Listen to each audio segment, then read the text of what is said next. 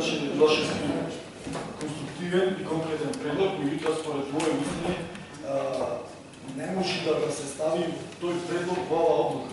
Значи, ако се стави тој предлог во оваа одлука, што вели господинот Милошевски, ќе му се даде можност на началникот да преговара, а од член 3 од одлука да се вели оваа одлука влегува во сила со денот на објавувањето во службен гласник на општина Битол.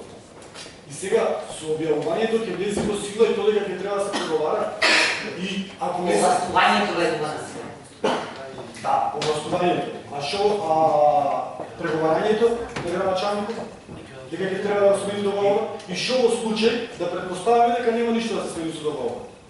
Ние ќе дојдеме, веќе одлука се ја прифативме. Значи договорот тој како тако. Ние нема повеќе да го разследуваме, безпредметно ќе биде разследувањето. Јас мислам дека треба тука, дека ако се оди на таа варијанта која што е Златко Милошевски, да се повлечи оваа одлука и да се излезе со нов договор кој што би бил прифатлив за сите.